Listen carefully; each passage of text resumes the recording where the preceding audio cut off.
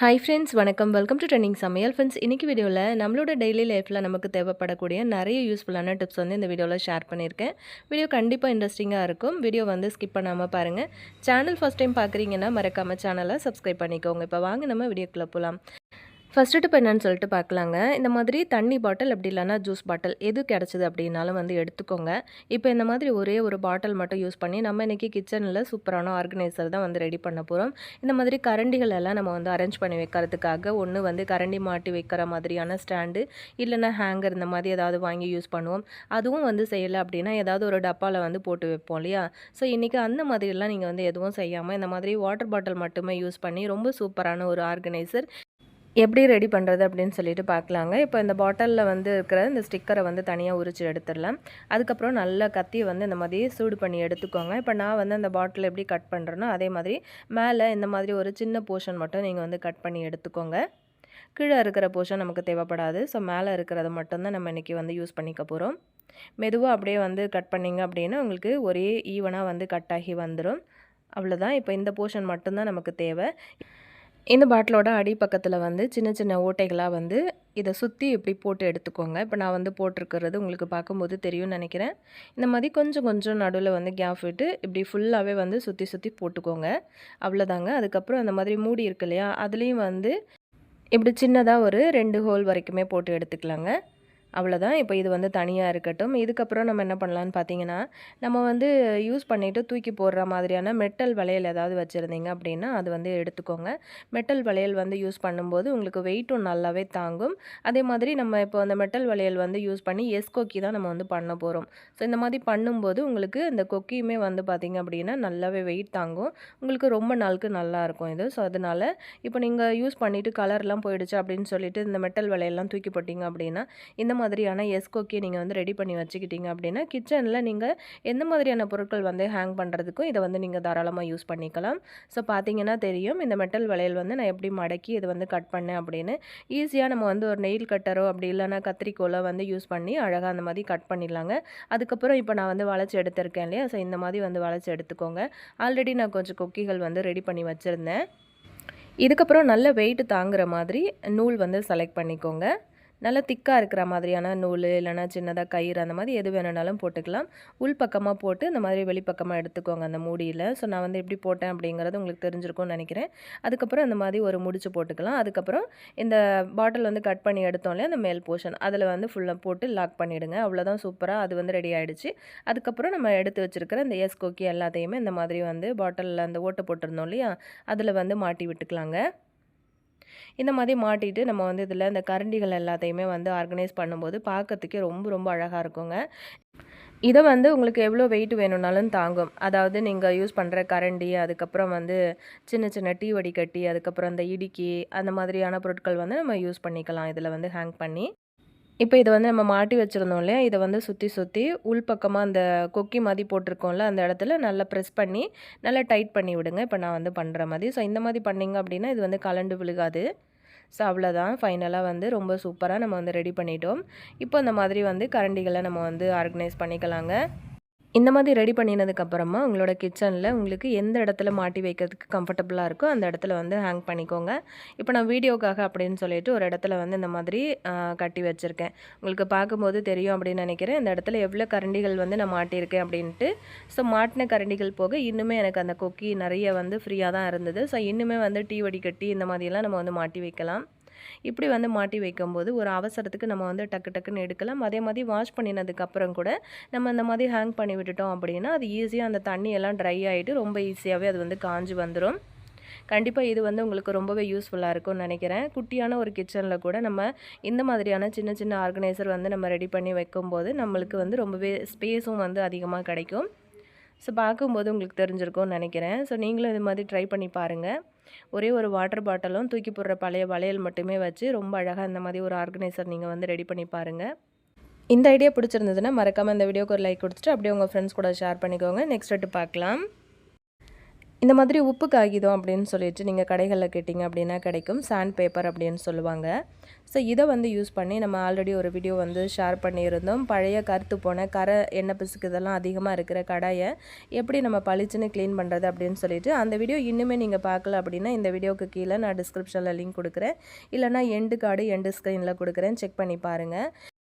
இன்றைக்கி நம்ம இந்த சாண்ட் பேப்பரை யூஸ் பண்ணி எது க்ளீன் பண்ண போகிறோம்னு பார்த்தீங்கன்னா, நம்மளோட பாத்ரூமில் அந்த மாதிரி டாய்லெட் பவுலில் பார்த்தீங்கன்னா நிறைய அந்த மாதிரி கரைகள் வந்து அதிகமாக பிடிச்சிருக்கும்.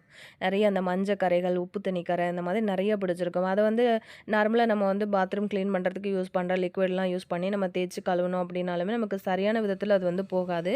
ஆனால் நீங்கள் இந்த மாதிரி சாண்ட் பேப்பரை யூஸ் பண்ணி க்ளீன் பண்ணிங்க அப்படின்னா நிமிஷத்தில் உங்களுக்கு பளிச்சுன்னு நல்லா வெள்ளை வெளியேறுன்னு உங்களுக்கு வந்து சூப்பராக க்ளீன் ஆகிடும். அடுத்து ஒரு 3-4 மாதத்துக்கு நீங்கள் அந்த மாதிரி பாத்ரூம் க்ளீன் பண்ணணும் அப்படின்னு அவசியமே கிடையாது.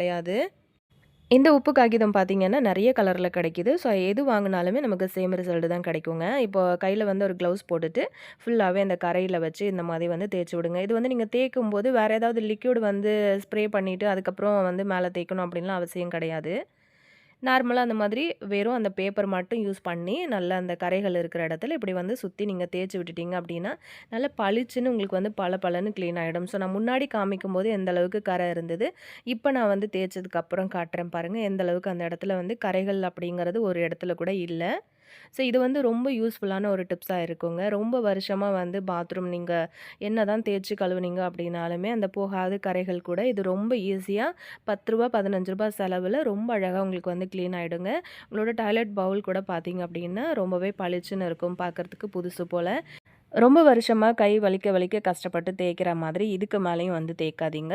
ஸோ இந்த சாண்ட் பேப்பர் மட்டும் வாங்கி வீட்டில் வந்து ஸ்டாக் வச்சுக்கோங்க. இந்த மாதிரி நல்லா பளிச்சுன்னு க்ளீன் பண்ணுறதுக்கு யூஸ் ஆகும். நெக்ஸ்ட் டிப் பார்க்கலாம். நெக்ஸ்ட் டிப் என்ன அப்படின்னு சொல்லிட்டு பார்க்கலாம். நம்ம கடைகளில் விரும்பி வாங்கி சாப்பிடக்கூடிய உளுந்து அப்பளம் வந்து சின்ன பிள்ளைங்கள்லேருந்து பெரியவங்க வரைக்குமே எல்லாருக்குமே ரொம்ப பிடிக்கும் இல்லையா? அந்த மாதிரி வந்து அப்பளம் ரெசிபியை நம்ம வந்து வீட்டிலேயே ரெடி பண்ணி வச்சுட்டோம் அப்படின்னா ரொம்பவே ஹெல்த்தியாக இருக்கும். அதே சமயத்தில் அந்த மாதிரி ஒரு சின்ன கப்பில் எடுக்கிற உளுத்தம் பருப்பில் கூட நமக்கு நல்ல நிறைய அப்பளம் வந்து செய்ய முடியுங்க. இப்போ வாங்க நம்ம இது செய்கிறதுக்கு ஸ்டார்ட் பண்ணிடலாம். இந்த மாதிரி மிக்ஸி ஜார் வந்து எடுத்திருக்கேன். சுத்தமாக தண்ணி இல்லாமல் தொடச்சி எடுத்துக்கோங்க. கொஞ்சம் கூட ஈரம் இல்லாமல் தொடச்சி எடுத்துக்கோங்க. அப்போ தான் மாவு வந்து அரைக்கும்போது நமக்கு நல்ல பவுடராக கிடைக்கும். அப்படி இல்லைன்னா அடியில் ஒரு மாதிரி கட்டிப்பட ஆரம்பிச்சிடும். இதில் வந்து பார்த்திங்கன்னா நல்ல குவாலிட்டி உளுத்தம்பருப்பு, அதுவும் முழு உளுத்தம்பருப்பு எடுத்துக்கோங்க. இந்த மாதிரி கப்பில் வந்து சேர்த்துட்டு நல்லா நைஸாக முடிஞ்ச வரைக்கும் நல்லா நைஸாக வந்து பவுடராக அரைச்சி எடுத்துக்கோங்க. பார்த்திங்கன்னா உங்களுக்கு தெரியும் நல்லா நைஸாக நான் வந்து அரைச்சி எடுத்திருக்கேன். நம்ம என்ன தான் நைஸாக அரைச்சி எடுத்தாலுமே நம்ம டைரெக்டாக அப்படியே சேர்த்துடக்கூடாதுங்க. இந்த மாதிரி ஒரு சல்லடை வந்து யூஸ் பண்ணிக்கோங்க. நல்லா நைஸாக இதை வந்து சலிச்சு எடுத்துக்கோங்க. மேலே வந்து உங்களுக்கு கொஞ்சம் திப்பி திப்பியாக வரும் ரவை மாதிரி. ஸோ அது வந்து உங்களுக்கு தேவைப்பட்டுச்சு அப்படின்னா திரும்ப ஒரு தடவை வந்து நல்லா அரைச்சிட்டு திரும்ப சேர்த்து நீங்கள் சலிச்சு எடுத்துக்கோங்க. அப்படி இல்லைன்னா அதை வந்து எடுத்து வச்சுக்கிட்டு நீங்கள் இட்லி தோசை மாவு வந்து அரைப்பீங்க இல்லையா, அந்த சமயத்தில் இந்த உளுத்தம்பருப்பை வந்து யூஸ் பண்ணிக்கலாங்க. இப்போ நான் வந்து பார்த்திங்கன்னா கொஞ்சமான அளவில் தான் உளுத்தம்பருப்பு சேர்த்துருந்தேன். முடிஞ்ச வரைக்கும் மாவு நல்லா நைஸாக அரைச்சி எடுத்துட்டேன். ஸோ ஒரு ஸ்பூன் அளவுக்கு தான் எனக்கு வந்து அந்த திப்பி திப்பியாக கிடச்சிது. ஸோ அதை வந்து நான் தனியாக எடுத்து வச்சுக்கிட்டேன். இப்போ இந்த உளுந்து அப்பளம் செய்கிறதுக்கு நம்ம ஸ்டார்ட் பண்ணிடலாம். இதில் வந்து கொஞ்சமாக உப்பு வந்து சேர்த்துக்கோங்க. அதுக்கப்புறம் கொஞ்சம் பெருங்காயத்தூள் சேர்த்துக்கிட்டு அதுக்கப்புறம் ஆப்ப சோடா இருக்கு இல்லையா, அது ஒரு 1/4 டீஸ்பூன் அளவுக்கு சேர்த்துக்கோங்க இந்த உளுந்த மாவில். சேர்த்துட்டு நல்லா இந்த மாவில் ஒரு தடவை கை வச்சு ஃபுல்லாக வந்து கலந்து விட்டுருங்க. இப்போ நம்ம சேர்த்த பொருட்கள் எல்லாமே மாவோட நல்லா மிக்ஸ் ஆகணும்.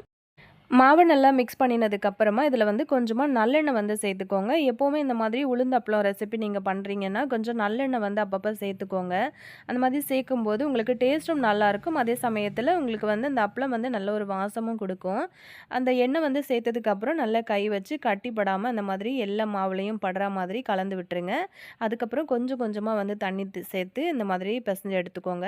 நம்ம வந்து சப்பாத்தி மாவெல்லாம் பிசைவோம் இல்லையா, அந்த மாதிரி ஒரு பதத்துக்கு நம்ம இந்த மாவை வந்து பிசைஞ்சு கொண்டு வரணும். உளுந்த மாவை பொறுத்த வரைக்கும் நம்ம தண்ணி வந்து எவ்வளோ ஊற்றினாலும் நமக்கு அதை வந்து இழுத்துக்கிட்டே இருக்கும். ஸோ அதனால் ஒரேடியாக வந்து ஃபுல் தண்ணி ஊற்றிடாமல் கொஞ்சம் கொஞ்சமாக வந்து தண்ணி தேவைப்படுற அளவுக்கு மட்டும் ஊற்றி இந்த மாதிரி பிசைஞ்சு எடுத்துக்கோங்க.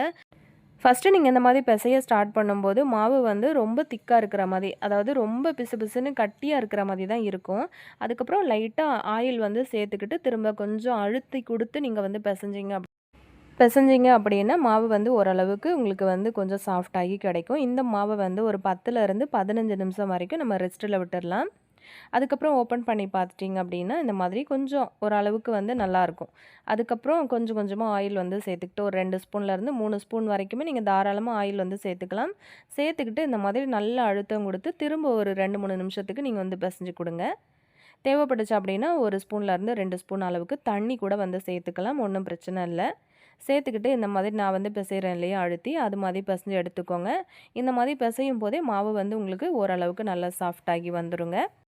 இப்போ மாவை வந்து நம்ம ரெடியாக பிசைஞ்சு எடுத்தாச்சு. இப்போ இதை வந்து தேய்க்கிறதுக்கு ஸ்டார்ட் பண்ணிடலாங்க. இப்போ அந்த மாதிரி கவுண்டர் டாப்பை வந்து நல்லா ஃபுல்லாக க்ளீன் பண்ணி எடுத்து வச்சுருக்கேன். இதில் வந்து நான் மைதா மாவு தான் சேர்த்துருக்கேன். வேறு எந்த மாவும் வந்து சேர்க்காதீங்க. ஸோ உங்களுக்கு வந்து வேறு ஏதாவது மாவு வந்து சேர்த்துக்கிட்டிங்க அப்படின்னா அந்த அப்பளத்தோட கலர் வந்து மாறிடும். ஸோ அதனால் நீங்கள் வந்து முடிஞ்ச வரைக்கும் மைதா மாவு இல்லைன்னா அரிசி மாவு கூட வந்து சேர்த்துக்கலாம். அரிசி மாவு வந்து சேர்க்கும்போது ஒரு மாதிரி சொர சொரன்னு இருக்கும், சாஃப்டாக இருக்காது. ஸோ அதனால் மைதாவே வந்து சேர்த்துக்கோங்க. சேர்த்துக்கிட்டு இந்த உளுந்த மாவு ரெடி பண்ணி எடுத்துருந்தோம் இல்லையா, அதை அந்த மாதிரி நல்லா ரோல் மாதிரி பண்ணி எடுத்துக்கிட்டு இந்த மாதிரி கட் பண்ணி எடுத்துக்கோங்க சின்ன சின்ன பீசஸாக. ஒரு சிலர் பார்த்திங்க அப்படின்னா இந்த மாதிரி முழு மாவையுமே அப்படியே வச்சு பெருசாக சப்பாத்தி மாதிரி தேய்ச்சிட்டு அதுக்கப்புறம் அதில் வந்து சின்ன சின்னதாக வந்து கட் பண்ணி எடுப்பாங்க.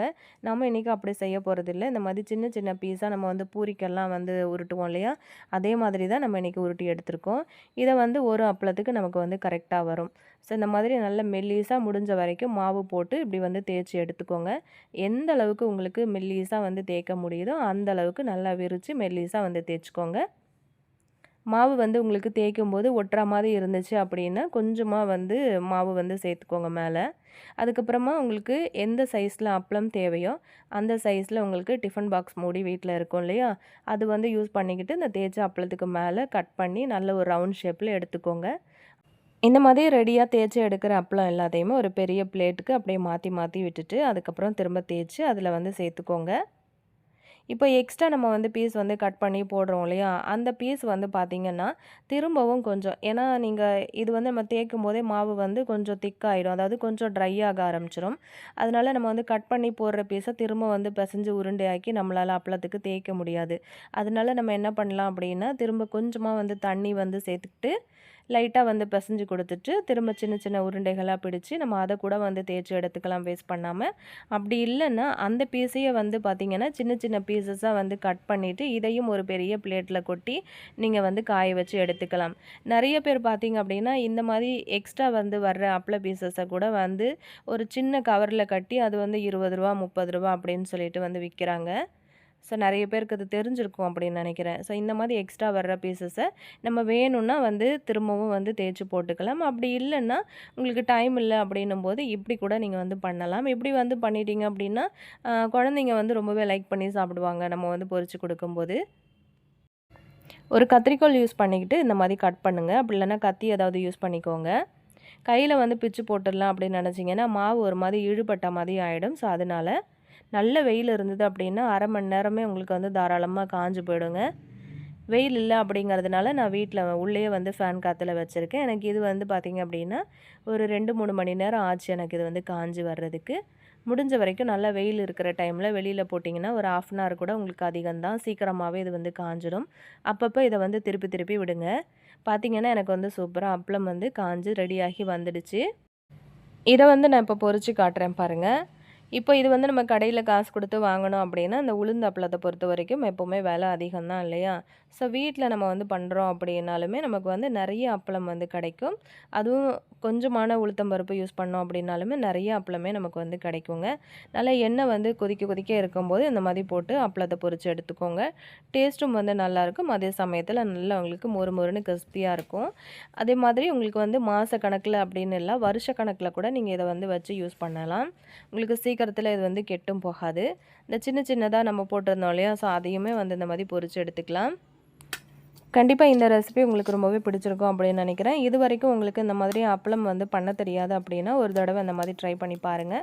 ஃபஸ்ட்டு நீங்கள் வந்து செய்யும்போது கொஞ்சமான குவான்டிட்டியில் செஞ்சு பாருங்கள். உங்களுக்கு பிடிச்சிருந்தது அப்படின்னா அடுத்த தடவை செய்யும்போது கூட கொஞ்சம் குவான்டிட்டி நீங்கள் வந்து அதிகமாக்கி செய்யலாம்.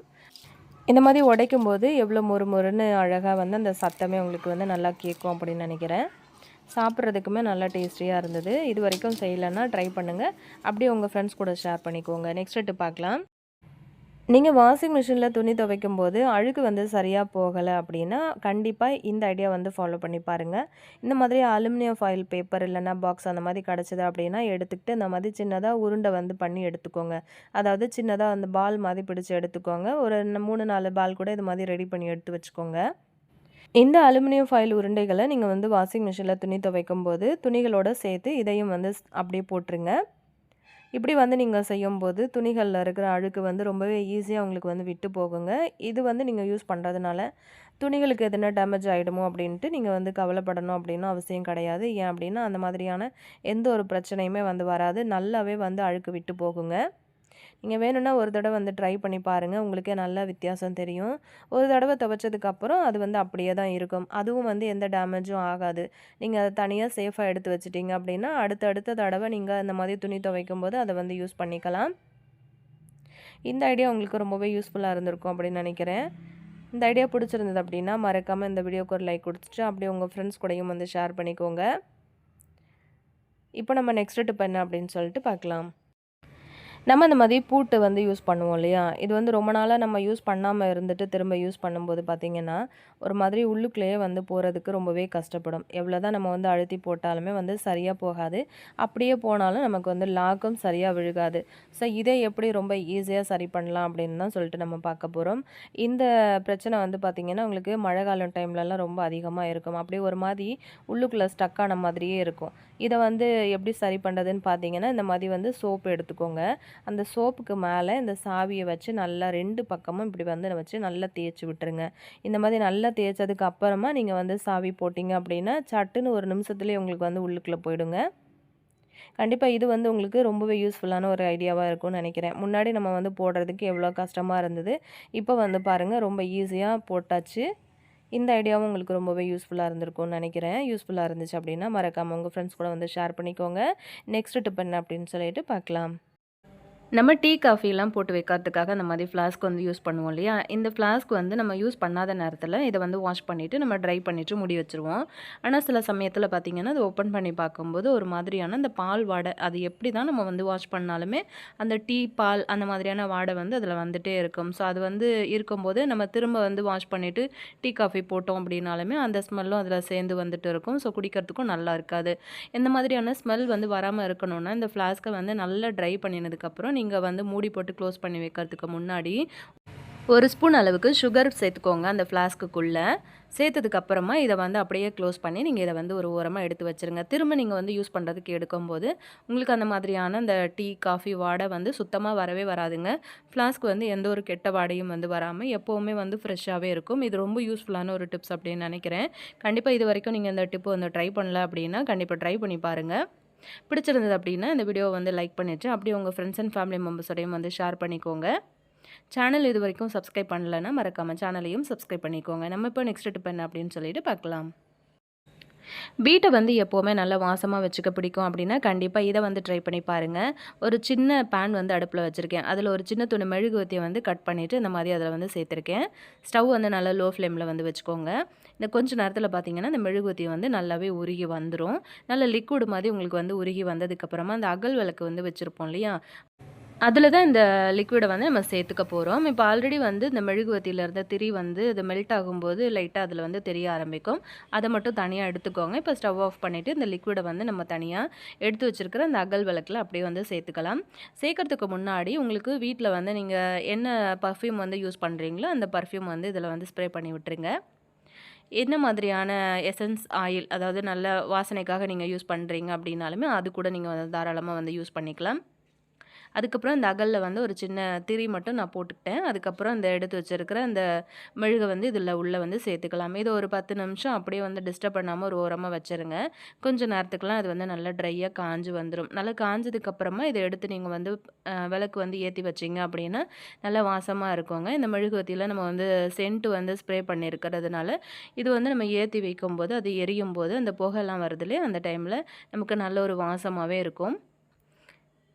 இந்த மாதிரி ஒரு 3-4 விளக்கு வந்து நீங்கள் செஞ்சு வச்சுட்டு ஹாலில், ரூமில் அப்படின்னு சொல்லிட்டு எல்லா இடத்துலையுமே ஏற்றி வைக்கலாம். பார்க்கறதுக்கு ரொம்ப அழகாக இருக்கும். கலர் கலரான மெழுகுவர்த்தி வந்து யூஸ் பண்ணிக்கிட்டீங்க அப்படின்னா இன்னுமே ரொம்ப அழகாக இருக்குங்க. கண்டிப்பாக இந்த ஐடியா உங்களுக்கு ரொம்பவே பிடிச்சிருக்கும்னு நினைக்கிறேன். ட்ரை பண்ணி பாருங்கள். நெக்ஸ்ட்டு ஒரு நல்ல பதிவில் நான் உங்களை திரும்ப மீட் பண்ணுறேன் ஃப்ரெண்ட்ஸ். தேங்க்யூ.